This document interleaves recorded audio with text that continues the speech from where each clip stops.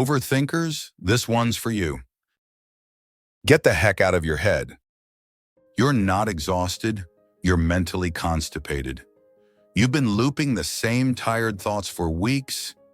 Get out of your head before it buries you alive. Let's be real, your overthinking isn't solving anything. It's creating more problems than it's fixing, more anxiety than it's preventing, and more paralysis than it's preventing. Do you replay conversations from 3 weeks ago? Do you analyze every possible outcome until you're too overwhelmed to choose any of them? Do you think planning every detail will somehow protect you from uncertainty? Your brain has convinced you that thinking harder equals thinking better, but it's lying to you. Today, we're breaking the cycle that's keeping you stuck in your head and getting you back into your life. We're covering 5 reality checks that will change everything. First, why overthinking isn't intelligence. It's a coping mechanism. Second, how you got trapped in the rumination cycle. Third, practical tools that actually break the mental loops. Fourth, why your body is smarter than your brain when you're stuck. And fifth, how to start trusting yourself again instead of questioning every move. 1. Overthinking isn't intelligence. It's a coping mechanism. Here's something that might hurt but will ultimately heal you. Overthinking isn't a sign that you're smart or thorough. It's a sign that you're scared and trying to control the uncontrollable through mental gymnastics. You're not solving problems. You're rehearsing pain. You're not preparing for the future. You're punishing yourself with imaginary scenarios that will probably never happen. You're not being cautious. You're being paralyzed by your own thoughts. Overthinking is fear wearing a lab coat. It disguises itself as productivity, analysis, and preparation, but it's actually just anxiety dressed up in intellectual clothing. You think you're being responsible by considering every angle, but you're actually avoiding responsibility by never committing to an angle. You're not planning, you're avoiding. Real planning involves making decisions and taking action based on those decisions. What you're doing is creating elaborate mental scenarios that keep you from having to face the reality of actually doing something. Here's a call out that might sting. If thinking about it 100 times hasn't fixed it, thinking about it 101 times won't either. The solution to your problems isn't more thinking. It's different thinking, or better yet, less thinking and more action. Your brain tricks you into believing that if you just think about something hard enough, long enough, thoroughly enough, you'll somehow arrive at a perfect solution that eliminates all risk and guarantees success. But that solution doesn't exist, and chasing it is keeping you stuck. 2. The rumination trap. How you got stuck. Let's talk about how you ended up in this mental prison, because understanding the trap is the first step to escaping it. It usually starts with a fear of making the wrong move, which leads to making no move at all. You've trained your brain to default to what if instead of what now. Every decision becomes a catastrophe waiting to happen. Every choice becomes a potential mistake. Every action becomes a risk you're not willing to take. This creates a vicious cycle. The more you avoid making decisions, the more your confidence in your decision-making ability erodes. The less confident you become, the more you overthink. The more you overthink, the more overwhelming everything becomes. The more overwhelming everything becomes, the more you avoid taking action. You're asking questions that don't have answers, and then getting frustrated when you can't find those non-existent answers. What if I make the wrong choice? What if people judge me? What if it doesn't work out? These are loops, not legitimate planning questions. Looping questions that don't have answers will drain your power every single time. They keep you spinning in place instead of moving forward. They keep you focused on problems instead of solutions. They keep you trapped in your head instead of engaged with your life. The rumination trap is seductive because it feels like you're doing something productive. It feels like you're being responsible and thorough. But you're actually just avoiding the discomfort of uncertainty by creating the illusion of control through endless analysis. 3. Break the damn cycle. Tools that actually work. Time to get practical.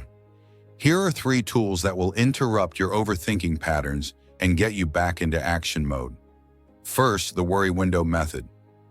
Give yourself exactly 15 minutes a day to stress, overthink, and spiral. Set a timer. When the timer goes off, you're done. No more mental loops for the day.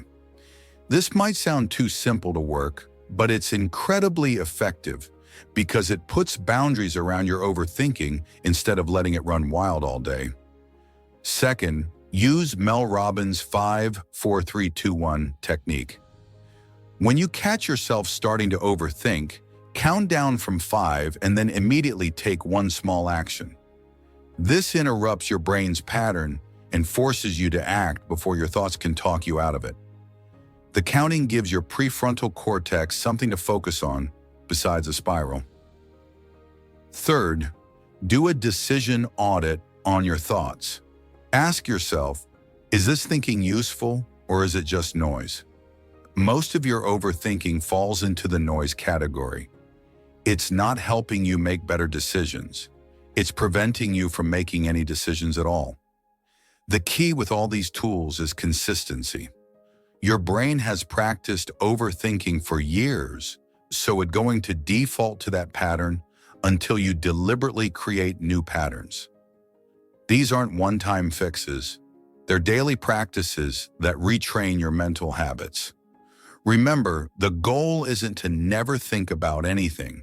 The goal is to think productively instead of destructively, to analyze when it's useful instead of when it's compulsive, and to move from thought to action instead of staying stuck in mental loops. 4. Your body is smarter than your brain when you're stuck. Here's something overthinkers hate to hear, but desperately need to understand. When you're stuck in mental loops, your body is often smarter than your brain. Movement is medicine for overthinking, and stillness is where anxiety thrives. Emotions need motion. When you stay physically still while your mind races, those emotions get trapped in your body. They build up pressure with nowhere to go. But when you move your body, you give those emotions a way out. Go for a walk. Do jumping jacks. Stretch. Dance. Clean something. It doesn't matter what kind of movement. Just move. Physical movement interrupts mental patterns in ways that thinking cannot. It shifts your energy, changes your perspective, and often provides clarity that no amount of mental analysis could deliver. There's actual science behind this. Physical movement increases blood flow to the prefrontal cortex, which is responsible for decision-making and problem-solving. It also releases endorphins and reduces cortisol, which helps clear mental fog and reduce anxiety. But more importantly, movement forces you out of your head and into your body. It reminds you that you exist in physical reality, not just in the world of thoughts and worries. It connects you to the present moment instead of the imaginary future scenarios your brain loves to create. Here's a truth that might surprise you. Anxiety lives in stillness, but clarity lives in motion. When you're stuck, the solution isn't more thinking.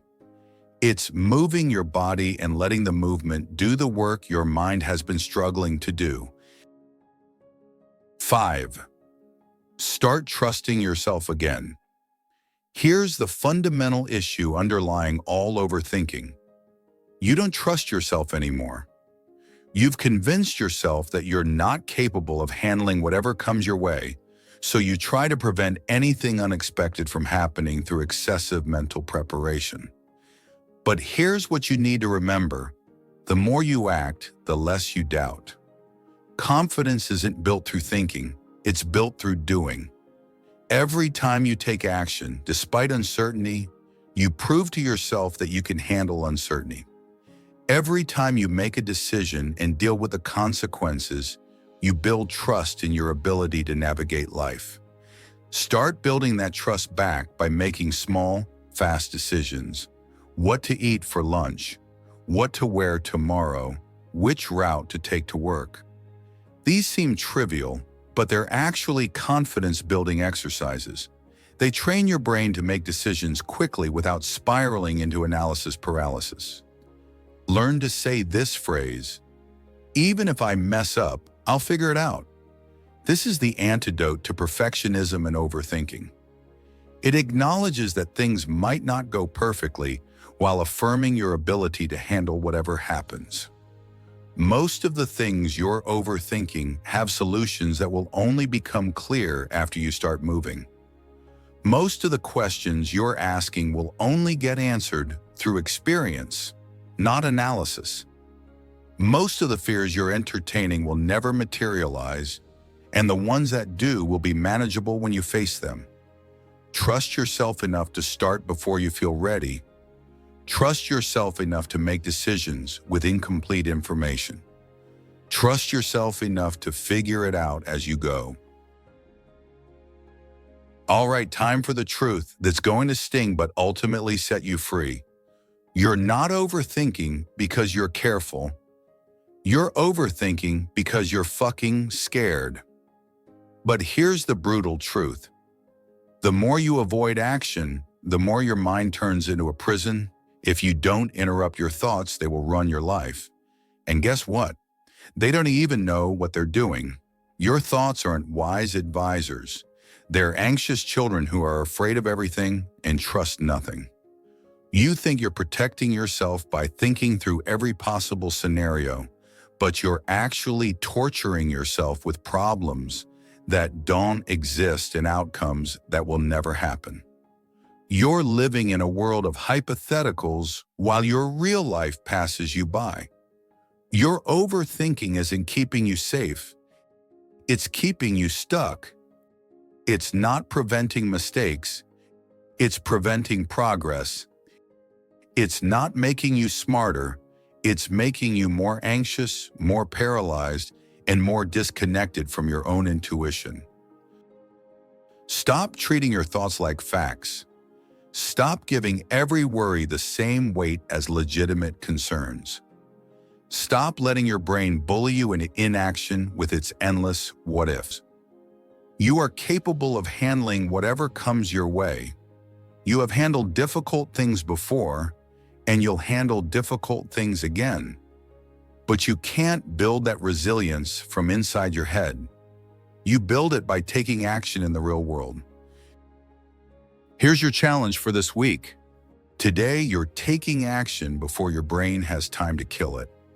Set a timer for 5 seconds. When it goes off, do the thing you've been avoiding. Send the message, make the call, take the first step, move your body. Don't think about it. Don't plan it. Don't analyze it. Just do it. Then drop a comment below and tell me, "Today I got out of my head and into action by." You don't need more time to think. You need more courage to move. Your life is waiting for you to stop planning it and start living it. If this video made you realize you've been living in your head instead of your life, hit that subscribe button and turn on notifications. We're building a community of people who choose action over analysis and progress over perfection. Share this with someone who's stuck in overthinking mode. Sometimes we all need a reminder that the best decisions are made with our feet, not our heads. Remember, you're not broken, you're untrained, and the skill of trusting yourself enough to act can be developed starting today. Until next time, get out of your head and into your life.